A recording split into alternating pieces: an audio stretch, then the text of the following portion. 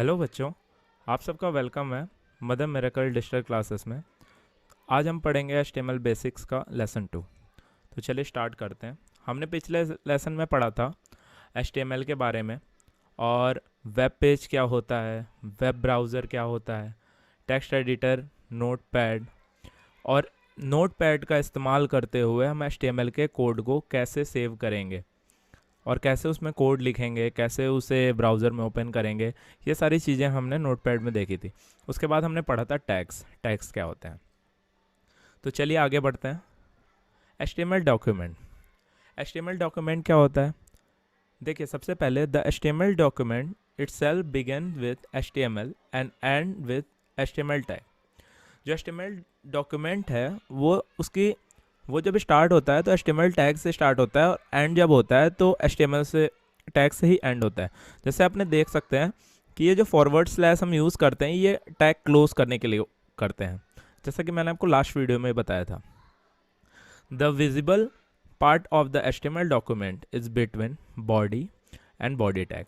तो हमारे जो HTML डॉक्यूमेंट का विजिबल पार्ट होता है, यानी जो हमारा डेटा इसमें शो होगा वो हमारे बॉडी टैग में होता है। बॉडी टैग का डेटा इसमें शो होता है। जैसे आप देखिए, HTML बॉडी टैग हमने लगाया, इसके अंदर जो हेडिंग 1 है, H1 आपको बताऊंगा आगे हेडिंग टैग के बारे में। ये पैराग्राफ टैग है, इसके बारे में भी आपको आगे बताऊंगा। तो जो आपका देखिए आपने हेडिंग टैग लगाया, my first heading, my first paragraph, ये बस ये जो बीच के दो कंटेंट हैं, ये दो कंटेंट ही आपको शो होंगे पूरे वेब पेज में। और फिर आप बॉडी टैग बंद कर दोगे, फिर HTML टैग भी बंद कर दोगे। तो जैसा कि आप देख सकते हैं, जो भी टैग हम ओपन करते हैं उन टैग्स को हम बंद भी करते हैं। ओके। HTML elements. HTML के एलिमेंट्स क्या होते हैं? An HTML element usually consists of a start tag and an end tag with the content inserted in between. Tag name, content goes here, tag name close. तो जैसा कि आपको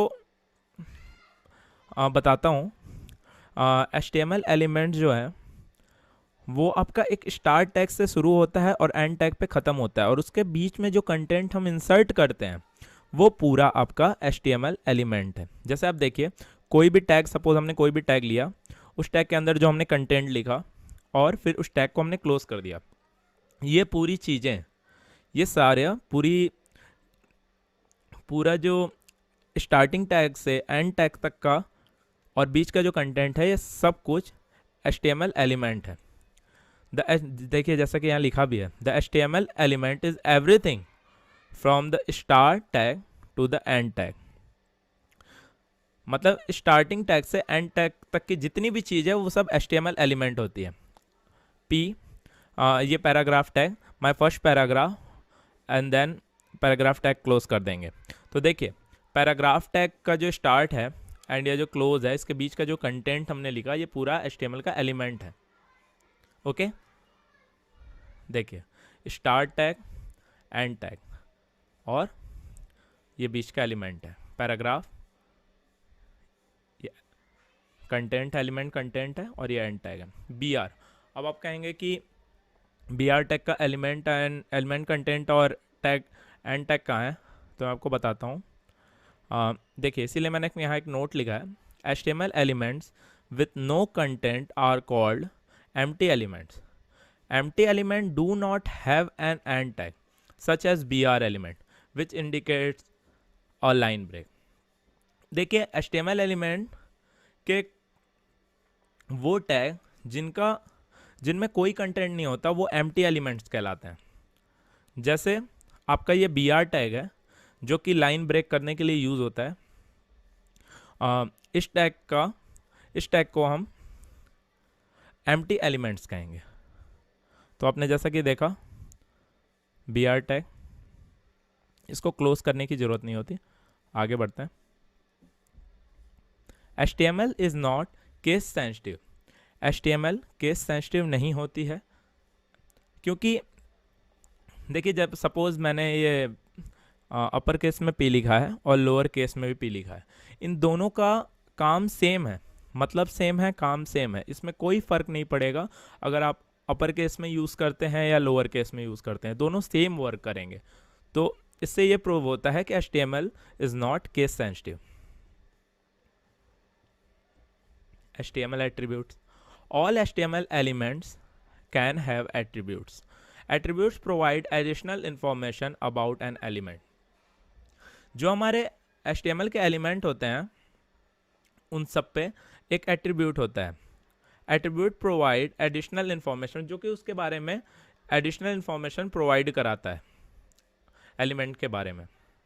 जैसे रेफ attribute है जो कि किसी भी एक URL यानी किसी भी लिंक को डिफाइन करने के लिए, जैसे अगर हमें एक लिंक क्रिएट करनी है जिस पे लिखा है दिस इज़ अ लिंक, और इस पर क्लिक करते ही हम यूट्यूब पे चले जाएंगे। तो एग्जांपल में जैसे रेफ, फिर हमने यूट्यूब का URL लिखा पूरा, और उसके बाद हमने इसे क्रिएट किया, और जब इसका आउटपुट आएगा तो आपके सामने सिर्फ दिस इज़ अ लिंक आएगा, और आप इस पर क्लिक करेंगे तो आपको सीधे वो यूट्यूब पे ले जाएगा।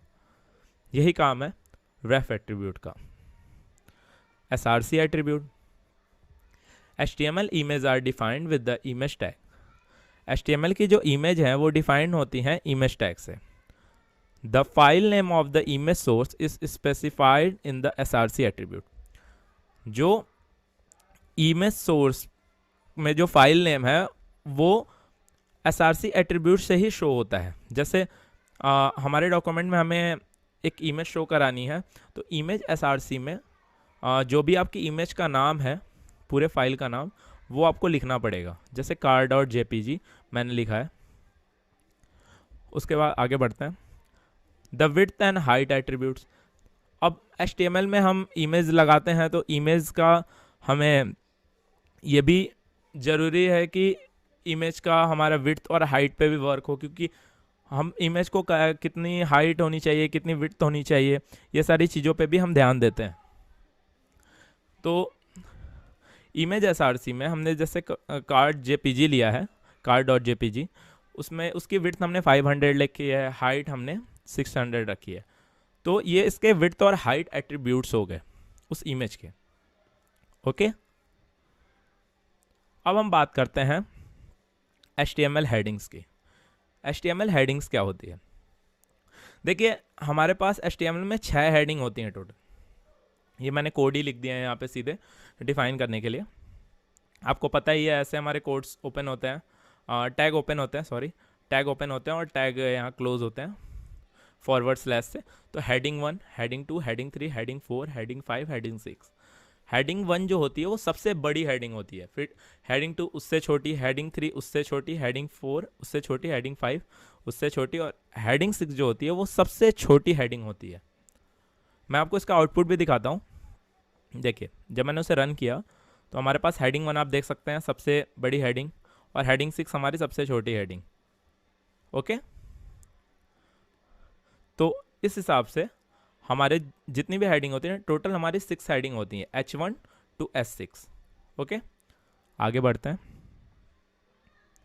HTML पैराग्राफ, जैसा कि मैं स्टार्टिंग से लेकर लास्ट तक इस P टैग का यूज़ किया है। असल में ये P टैग पैराग्राफ टैग होता है, जिसका यूज़ हम एक पैराग्राफ बनाने के लिए करते हैं। जैसे हम अपने डॉक्यूमेंट में कुछ भी अगर लिखते हैं, suppose this is a paragraph, this is another paragraph, हमें 2 अलग अलग पैराग्राफ बनाने हैं, तो हम ये पैराग्राफ टैग की हेल्प लेंगे।